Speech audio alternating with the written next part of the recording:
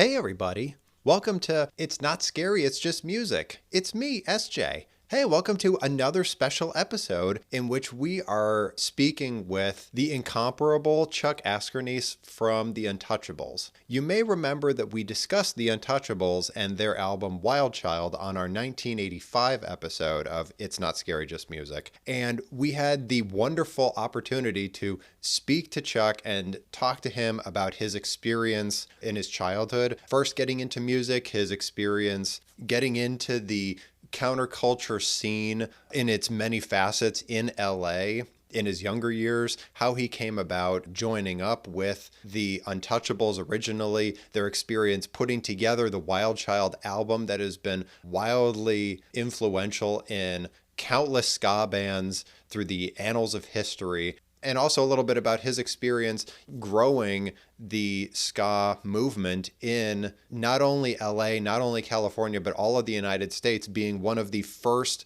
major ska bands that ever existed in the United States. So without further ado, let's listen in and enjoy the conversation. Chuck, I just want to say thank you so much for taking the time today to have a conversation with me about the Untouchables, which for our episode in 1985 talking about Wild Child, we talked about how that album was a tremendous milestone for the year. It was one of my essential albums for this year. So the fact that you were willing to take the time to come on to the show today and have a conversation with me is tremendous. So just thank you very much. I really appreciate it. Well, it's my pleasure, SJ. I appreciate you having me and the collective Untouchables that I would be representing in this interview. It's an honor and it's a privilege to take part in it. Thank you. Absolutely. So just to get started, I'm most interested to know about your backstory with music. So when you were growing up, what were you listening to? What first got you into music originally? First got me into music originally was I have two older sisters and an older brother. My brother's my closest sibling, and he's almost 5 years older than I. My sisters and brother coming up listened to some varied music, but my early recollections are James Brown, Temptations, Stevie Wonder, Smokey Robinson, The Supremes, the soul music coming up. Hmm. And then later in my teens, I got more into rock and roll as well. Early on was definitely all of that and soul music for sure. That's interesting. So then how did you pivot eventually towards an interest in ska? How did that happen? Well, there was like a transition. I love the Beatles, I love the Stones, the Who. So I'd say later I was born 1960. So I was born in the middle of the psychedelic era and stuff like that. So all the confusion and all of that kind of stuff was going on. And then from England and UK and Europe came this other sound, which I liked a lot as well. Also, some of the 60s monkeys and other stuff that was coming from here. Oh, animals, of course. And so that kind of stuff also influenced me. And then my second concert was Frank Zappa and the Mothers of Oh. Attention at the Forum. Hmm. And then my third concert ever seeing a live performance was Bob Marley and the original Wailers with the I3s at a place called the Santa Monica Civic Auditorium. That was a festival show that blew my mind. It was like May of '76. And my photography teacher at the time, I was in a small private school, him and his wife took me, asked my parents if I could go to the show with them. And that definitely blew my mind, changed my whole trajectory of love for music as well. And it was something that was inherently in my soul already. My heritage is Ethiopian. So they say in Jamaica, which 2 years later, after seeing Bob that original time, and I did see him again later in '81, but seeing him that original time, 2 years later, my family went on a trip to Jamaica. And the experience of feeling the reggae music there and being immersed with the culture was something that definitely changed me and my brother's ideology. I'd say it changed our whole trajectory and what we were into. So along with that, then later came Peter Tosh. And then coming up early on, we got a chance to open for Black Uhuru a Oh, few times. that's And awesome. yeah, and see Peter Tosh at the Roxy and just more and more into the reggae scene. And then later, after the Wild Child record, we got a chance to do Reggae Sunsplash in Hamburg, Germany, and in Paris, France, when we were out there touring. And we played with Toots and the Maytals, Sly and Robbie. It was Gregory Isaacs, Huh. and it was a band called Bloodfire Posse. And Yeah, yeah, that was pretty amazing. that's awesome. Yeah. So, for the benefit of listeners, could you connect the dots? I personally understand the Yeah. connection between reggae, but can you articulate the connection between Yes. reggae and ska and how they're related to each other, how they kind of came about with each other? Yeah, the early roots of reggae was ska. It was a slower beat and a slower groove. And then the original ska was something that came from soul music. It was a Jamaican interpretation of soul music. And they did do covers of popular soul songs at the time, R&B influenced stuff. That was a danceable thing that made my body sway and move from the inside out, I'd have to say. Just uncontrollable dance influence.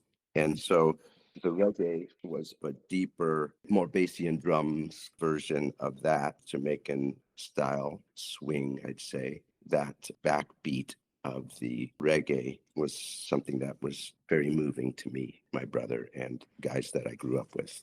So in 78, we started getting influenced by bands. That was the first wave ska, would be the Specials and English Beat, the Selector, Madness. Hmm. That was something that really got us going. And at that time, too, we were playing a lot and going to see Paul Weller and the Jam. And so the members and Lembrettas and the chords, the mod stuff as well. The mix of those things, the combination was something that was dear to myself and my friends that we really wanted to create as well, our own style of that. There was a local band in LA in 1979, 80 that we would go see called the Box Boys. And they called themselves Uptown Yankee Ska. So they had some real danceable songs. And when they disbanded, there was a void in local ska music. Around that time, that's when we wanted to put together some music because we felt like there was nothing for us to go to dance to at the local clubs, no live music that was locally grown. That influenced us to create some songs. And then I remember being in Clyde's garage, and I think we maybe had 3 songs down, and we were working on another one. And I looked over, I said, I think we got something going here. And we laughed, and they quoted me that, saying, I think we got something here. So yeah. So when the void that was left by that local band not performing and playing around, there was a guy named Fast Freddy, and he would spin music at this place called the Starwood. And Monday nights we would go there, and he was DJing, and he played all soul, Motown, Hmm. North Soul style stuff. And we would dance there. There would be dance contests, and oftentimes one of my mates or myself would win the prize, which maybe would be an album or a concert ticket or a ticket to a show or something like that. So yeah, dancing was a big part of the impetus to create music for us. And that's such an interesting trajectory that you talk about too, because so you had mentioned Madness. I think we actually called out in the 79 episode One Step Beyond, which is a Mm-hmm. fantastic album. And I think I had said at that time that it was just a really excellent example of what was going on with, as you said, that first wave of ska. But that was all happening in the UK, I think. Yeah, sure. And so, as you said about the Box Boys, they had a whole bunch of qualifiers about being a ska band. And it's Mm-hmm. because ska wasn't, to my understanding, so much of a thing in the US before the Untouchables appeared. Yeah, they were the predecessors for sure. They weren't a two-tone, they weren't a multiracial band, although they Mm. did have an Asian member, and we're still close today, some of the members. So What was it like trying to find a foothold? I mean, obviously, you could fill that void that the Box Boys' departure had left, but the fact that I mean, we're talking about 1984, 1985 at this point, and Yeah, as we know, ska, third wave or whatever, like took yeah. off in the early mid 90s, and it was kind of a thing in the zeitgeist of the United States for a while. Mhm. But back in 85, Yeah. things were kind of quiet. So, like, what was that like Well, starting off in this void? I have to go back a few years before 85 to say we were riding scooters. There was a few different scooter clubs. We would ride as far as Orange County. There was scooter clubs in Pasadena area, and we would ride as far as San Diego on our scooters and meet up with different factions of mods that were along the way. We'd play parties and small clubs down in San Diego and different places starting up. And then there was this club in Silver Lake called the On Club. I'd be remiss not to mention that the ON Club was the start of where we would call it our headquarters. This guy, Howard Parr, and Bob Selva, who was the owner. Howard got us to play a night, and Bob was a little worried because they served alcohol, and the majority of the kids that were coming to see us were underage.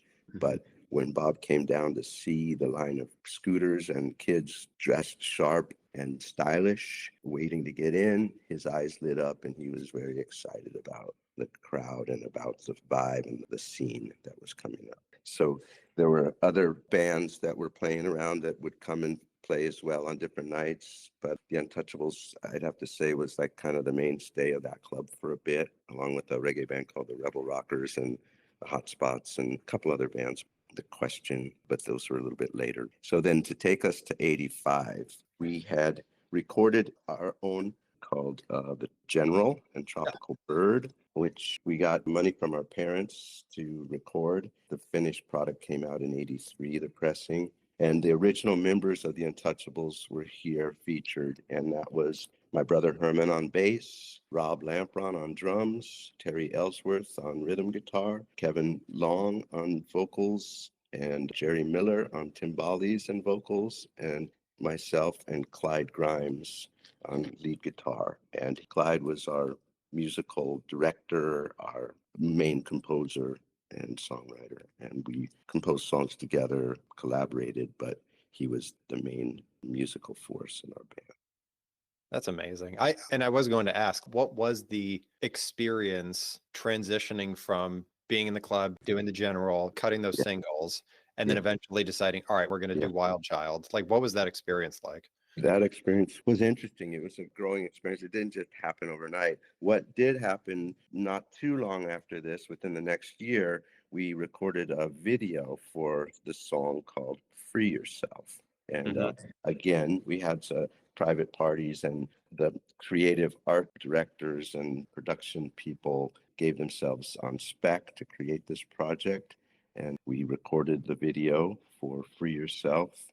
And when we finally got together and cut and edited and released, eventually it got played and picked up on MTV and a thing called MV3 at the time. Wow. And that song kind of got support through local stations like K Rock and KXLU and college stations, and got on regular rotation. And that video was voted by Billboard magazine Best Independent Video of 1983.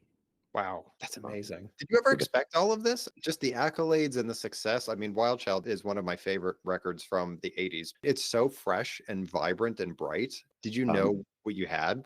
well, and I still say this, our records are one thing, our recordings, and thank you for saying they hold up and that it's vibrant and fresh. That record is dear to our hearts, but our live shows are what is the staple of the band and always has been. And the one great thing about that is it's spontaneous. It's always spontaneous. So recording this record, we did take approach like that. We recorded it in a kind of a lively way as well. Not just each part was separated and recorded separate, but we recorded in a room and then broke down things and stuff. So, Mhm. and that record was recorded, well, the video being played so regularly on those channels and so forth brought recognition from David Robinson, who was the owner of Stiff Records, which was a subsidiary of Island Records at the Hmm. time. And he came from England. We did some dates with UB40, and he happened to come and see us and sign us right then and there. And then that led us to go back to England. We would play some shows live. And then we went to Holland, a place called Hilversum, Holland, outside of Amsterdam, to record Wild Child Sound Push Studios. Beautiful, handcrafted place in Holland. That's wild. It sounds like it was quite the whirlwind. Singles to the video to all of a Yeah, sudden you're just going all over the place getting this sure. thing done. Wow. Exactly. And Stuart Levine, who happened to be the producer of the Crusaders Oh, jazz band back uh-huh. in the day, he Mhm. was selected to be our producer for that record. Ah, Um, and he chose an engineer named Fimi J, who had engineered quite a few Oswald records. mm-hmm. So he Yep. was from England, and they came over, and we took a few weeks to go in the studio, which was really, it was a house. It was like such a warm, inviting vibe inside this place, you know. So we were able to just create anytime, day or night there. And it was a beautiful experience, man, working with Stuart and Bimmy on this record. That makes sense about the sound engineer from Oswald, because Oswald, I've kept several albums over the 80s, Mhm. and the production on them is fantastic. I mean, you can really hear the distinctive bass lines, and their thing was hitting you with those really heavy bass lines. For So, sure. Yeah. um, My three favorite English reggae bands are Oswald, Steel Pulse, and Black Uhuru, I'd have to say. yes. And not to forget the English Beat and also Pato Bantan. We've gotten a chance to perform with them, all three of them, and more than not, the English Beat and general public quite a lot. Ah, that's so fun. There's a dear place in my heart for Patabantan. Mad Scientist Kidnaps Patabantan is one of my favorite reggae albums from the 80s Mhm. also. So good. Yes, no doubt, man. That's a good one. Yeah, no doubt. Yeah. And I've had a chance to perform with him on stage and toast with him on a couple of tracks, and that was amazing. What an experience, you know. Again, Wow. also with the late, great Rankin Roger. Yeah. My goodness. So, as I've been doing this podcast, I have been talking here and there about ska. I've tried to do what I can to honor the 80s reggae experience because there's just so much greatness in the 80s for reggae. Hmm. And I really appreciate this conversation so far because I don't think that I've done enough to connect the dots between Hmm. ska and reggae and how much they overlap with each other and how much those scenes fuse with one another and run into Yes. one another. So Mhm. I really appreciate that. So this is one connection for us early on. We rode our scooters to a club called the Country Club, which happened to be in Reseda, California. And the English Beat was on the bill opening for Steel Pulse, and that was their True Democracy tour. Hmm. And that was the most fantastic night of music that I can remember in the 80s. That was a spectacular show. The versions that Steel Pulse did just opened up new avenues, you know, they were like groundbreaking for sure. Yeah. I think when we've been talking about reggae here and there, we've been bringing up Yellow Man a lot. Oh, Mhm. because it's Yeah. fundamental. But talking about all these other groups, plus, it's nice to let ska and reggae have their moment to shine. Because obviously, there's 6, 7 years between this album coming out and pop culture's exposure to reggae, which not to call out the movie Clueless, but there was a lot of ska that was in, Mm, that movie. And so it put West Coast ska onto a pedestal for pop mm. culture, kids of that moment. The gap between those two, like I said, it's like 6 or 7 years. So what happened after Wild Child? What were the shock waves that happened after that? What was the aftermath? They were beautiful. Our experiences, especially in Europe, were well received. We got a chance to play Glastonbury Festival after the release of Wild Child, which we played on the bill with Style Council and Midnight Oil. Um, we got a chance to play there and then also go to a small town called Torquay and play that night. So we opened earlier in the day and then we drove to a place called Torquay, played a show. We were taking taxis to trains to ferries to support this Wild Child album. We were able to use the Thompson Twins tour bus Hmm. to go all over Europe. And like I say, we were in Liverpool, and then we got on the ferry, and we got off in Dublin, and we played a night there. We met the bus, took a different boat over, and we played, and then we got on we went back over to Europe, and we got on a train. The bus even was on the train, and we went all through Germany and Switzerland and Holland again. Amazing, the experiences that we got a chance to play, and the places and the people we met, and the crowds were so supportive. So what was it like as a US ska band, where, as we said, the Untouchables were a very early example of ska in the United States. So now going over to Europe and even playing in England, where it had been going for several years already, what was the reaction to the Untouchables' take on it? Yeah, well, our soul style infused with the mod ska sounds that we were playing were well received. I remember in Germany they said und reggae und funk und soul. They were very excited. We got a chance to do this thing called Rock Plast in the Rhineland. There's a TV recorded concert series that they did, and we played this amphitheater that was overlooking the Rhine River. It was so beautiful, maybe 4,000 people or so, and I have it still, a recording of it, and they interviewed us beforehand, and then we did the show, and it's like, it fills me up just going back and thinking about those times. Very enriching, seeing places that these kids from inner city LA, we would have never got a chance to go and take part in these things, And my dad used to ask me long ago, what do you want to do when you grow up? And I couldn't answer him. And so I dropped out of college, came back, went to SMC for a semester. And then that's when we started in the club scene. And then we started creating the music. X had us open for them at the Whiskey. And Mario, the owner of the Whiskey, the Roxy, and the Rainbow, asked us to play at the Roxy in a couple weeks. And so we did, and we played 2 sets. There was over 70 scooters on Sunset Boulevard in the Strip, and it caused a SIG alert, shut down Sunset, and it was a big, big vibe and scene. He asked us to come back again. That led to us being the house band at the Roxy.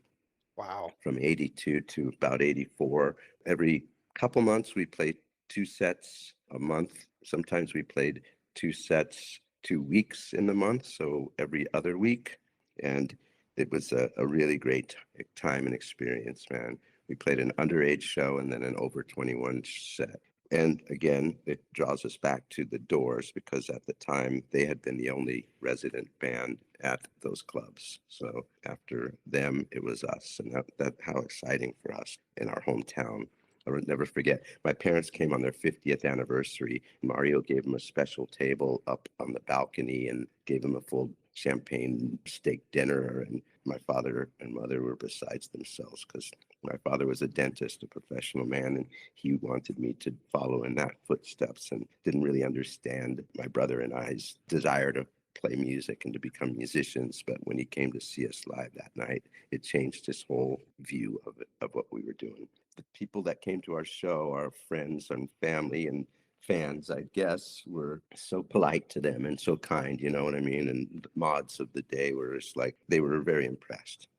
Well, a dentist, or ushering in an entire wave of a genre to the world. I mean, 6 of one, half a dozen, I guess. Well, you're flattering, SJ. I really appreciate it. Thank you so much. You're talking about X, Black Uhuru. You've played with the greats at that moment, even before putting out Wild Child. You were playing with all these big names. So clearly they saw the potential in your sound and what you could usher in. That takes me to playing at the Palladium. We got a chance to open 2 nights for the B-52s early on. They had a horn section. They were called the Swollen Monkeys.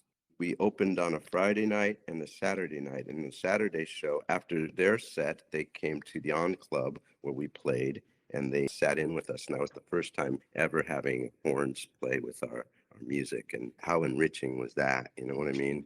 Sure. That kind of set us on a whole different way and a movement. And today, our band performs with 4 horns. So, Sure. it's just incredible how things evolve and change through the experiences, which are organic. And I'd be remiss if I didn't mention the Police. They also had a big place in the inspiration of the band too, I'd have to say, Oh, yeah. Yeah, we talked a fair bit about how Zenyatta Mandata was vital. I mean, they were playing with 7,000 ideas, and one of those was a reggae, ska-esque approach. So 100%. So the B-52's horn section inspired Yeah. the horns, because I think that, again, a lot of people who know, I would say, the baseline about ska would perceive that horns are fundamental, Mm. these Hmm. days. And so Yeah. it's interesting to hear that that convergence happened by happenstance. Yes, our early version of our band had no horns or keyboards. We were two guitars, a bass, drums, and percussion and vocals. That was it. So to liven it up and fill it out with horns was, yeah, a great thing, a good step. That's wild. Um, yeah. So then following that, I mean, because obviously there's been almost 40 years between Wild Child and today, in a broad sense, how did things continue to evolve for the Untouchables post Wild Child through the decades, let's just say? Well, we signed with MCA after recording Wild Child, and the distribution went through MCA here in the States. MCA was a label that their R&B A&R guy, Gerald Busby, was the one who signed us, and he had an idea of what he thought our music would be. Hmm. And we were so diverse. We're playing reggae, soul, funk, rock, and ska. He wanted us to do just strictly R&B soul style stuff. Um, so yeah, so we recorded, demoed, I'd have to say 30 songs to show them what we're doing originals, and over the 2-year period between Wild Child being released and them releasing us from their label, which they breached the contract, and finally we were able to be free to go to record these songs that we had been playing live and that were dear to our hearts, but wouldn't be recorded by MCA. It put us back. It definitely stalled our growth and our movement at that time. Between 85 and through 87, there were some remixes and remastering and re-releases of stuff, but no real recordings that people could hear on the radio or purchase. And we were playing these songs live, but not having the support. And that was hard. It caused some dissension in our band, changing in management and members. The Untouchables through the years, we've had probably 30 different musicians throughout the career from 81 when we started to current day. Wow. Yeah. Makes me sad to say I'm the only remaining original member performing today. We just played the Whiskey Friday night, and it was a phenomenal show. It was amazing. The spirit of the original band is on full display, magnified, amplified, and rejuvenated. The energy and the reception from the crowd, which always has been a motivating factor for our band, is at a high point. And I'm grateful to say that. The spirit of Clyde Grimes and Jerry Miller, who have passed on, are still influenced today and very well respected by all musicians that have been in the band ever and would ever be in the Untouchables. So carry on the legacy is an honor. Absolutely. And I mean, the deepest condolences, because as of this recording, it being December of 2024, Jerry's passing was extraordinarily recent. So my condolences deeply. Thank you very much. So changes through the Untouchables career and ever defining and refining the band is something that's going to continue. We always said, if it's not fun anymore, why would we do it? So that's kind of the impetus. And also, if we can't create something that people will enjoy or relate to, then there would be no need to continue either. Of course. Absolutely. Well, and the thing that I am often struck by when it comes to ska, which is why it's often difficult to track the trends of ska in these minute details, is that ska, much like reggae, continues to just be what it is over years and years and years and decades with these small little pivots here and there to evolve it. But for the most part, it stays true to its own thing. And True. because I presume that what you're playing today and what young people are coming to the shows to listen to today, they're expecting the music that has been for the last 5 decades, this style, this approach, this concept with small changes, but they're coming for that. Yeah. And so these days, as you're playing these shows, other than showing up to represent the Untouchables, is there anything that you're thinking about as you're going into these shows of either, am I honoring and ushering in to new generations, what ska is today, or giving, potential ska artists that are young people today thinking about starting their own thing, giving them inspiration. What do Yeah. you think about when you're going into these shows and seeing young people? Like what's Well, crossing your mind? thank you, SJ, for bringing that up. I will go back a second and say we've been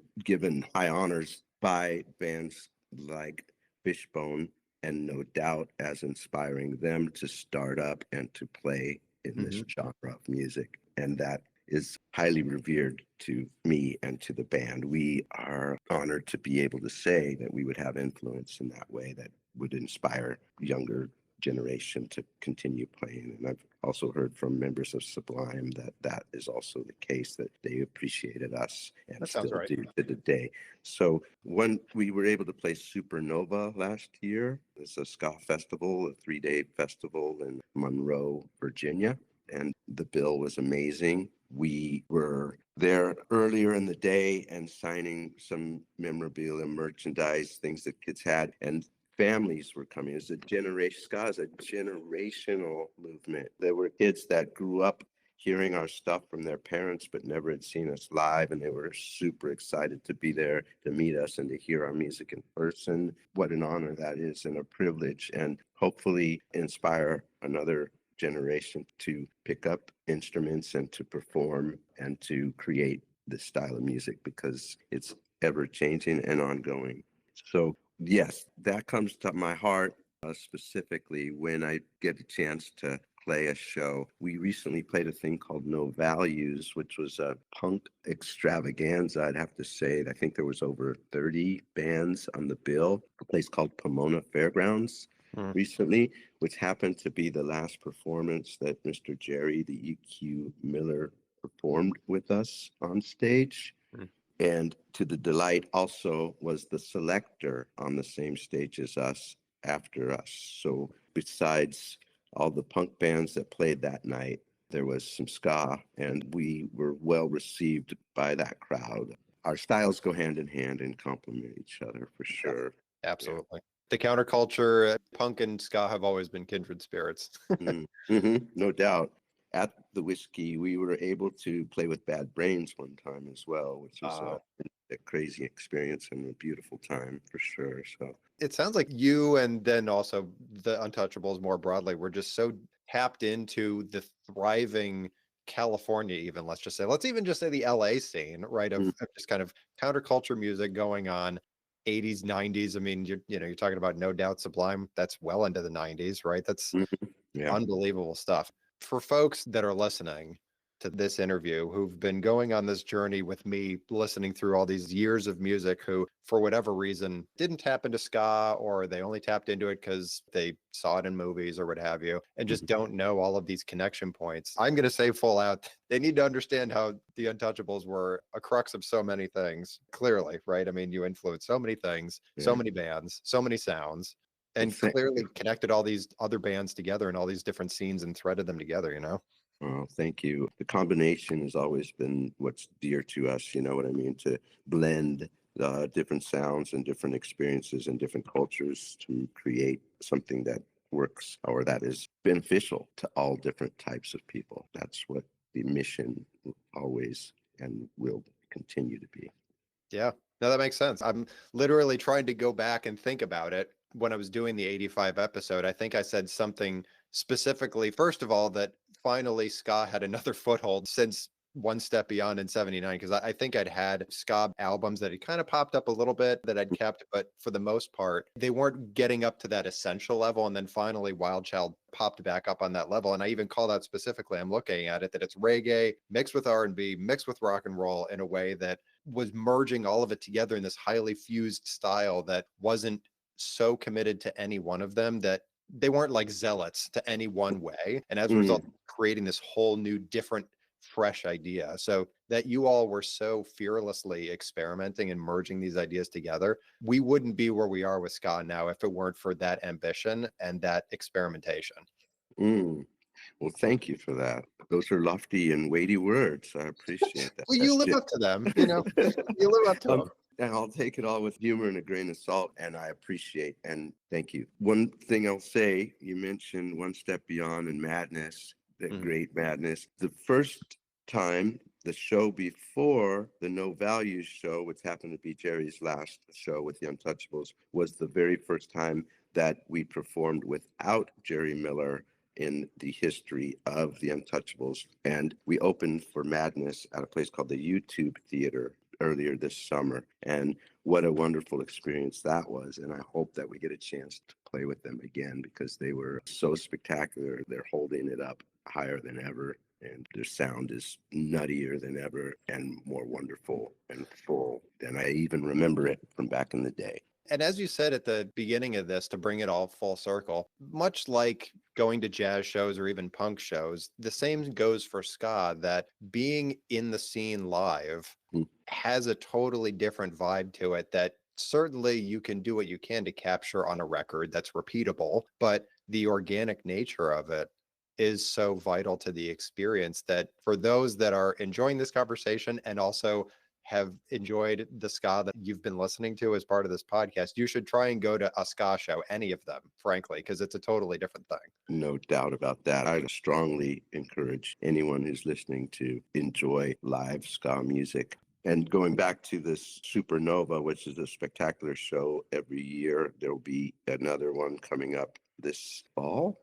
I don't know where it's announced to play yet, but maybe it'll be in the same venue. But when we did it early this year, Bad Manners. And Doug Buster, he was spectacular. Take you back in the 80s, we headlined the show at the Palladium here in Sunset, and Bad Manners opened the show.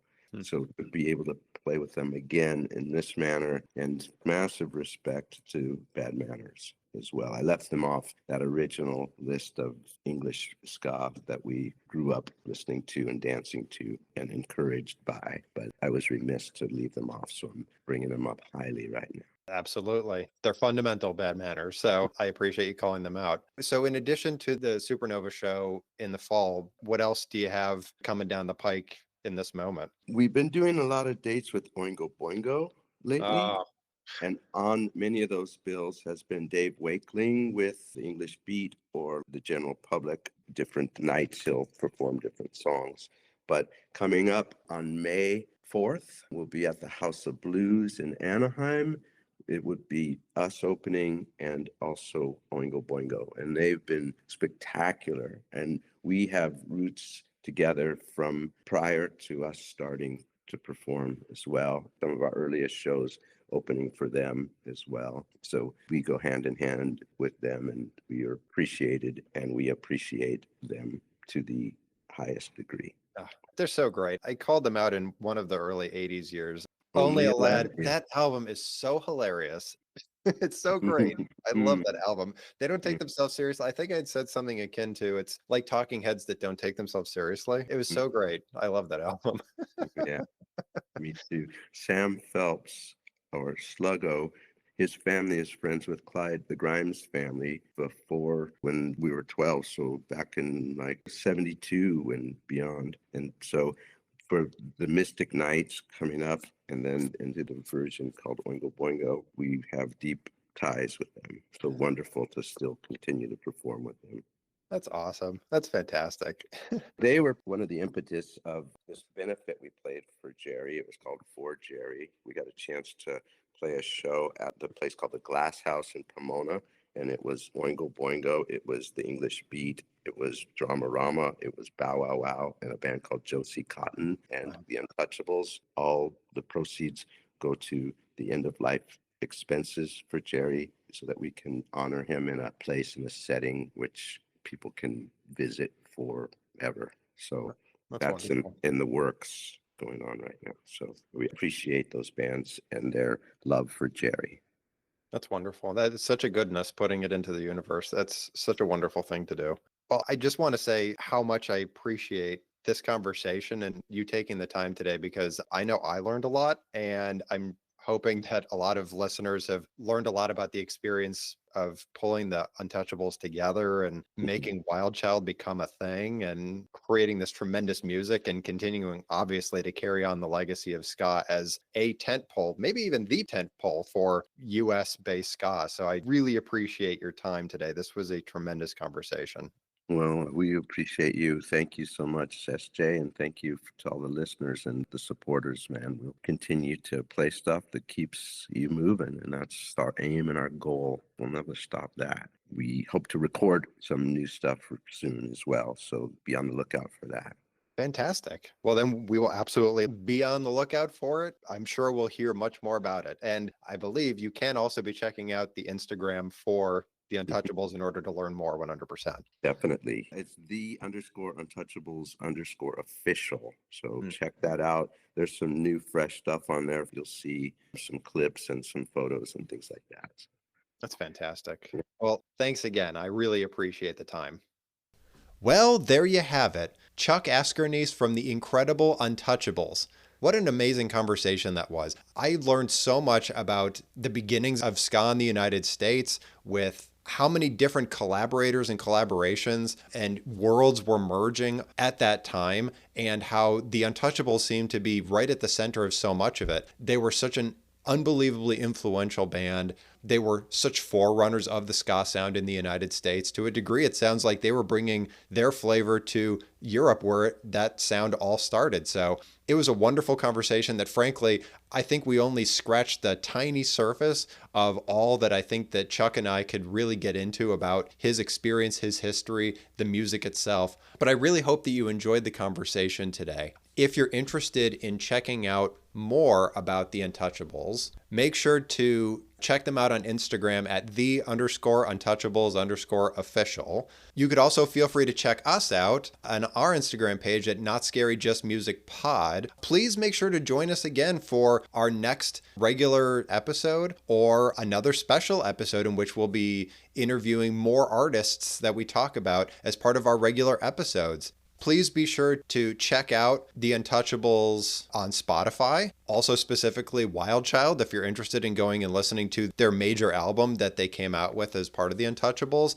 Also, if you're interested, go back and listen to the 1985 episode and hear what I had to say about Wild Child at that time, or my essential tracks from that album. Please join us again for our next episode. We'll also be having more special episodes with other artists that we speak about during our regular episodes. Please make sure to rate us and comment wherever you're listening to this. Make sure you subscribe, because we're going to keep having special episodes like this where we bring on artists to talk about their music experience making these albums that we discuss.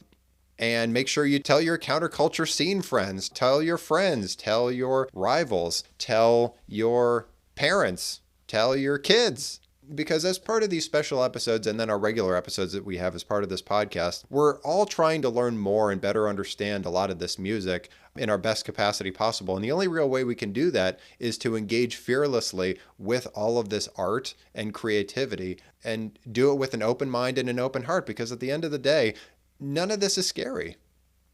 It's just music. Thanks for listening, everybody.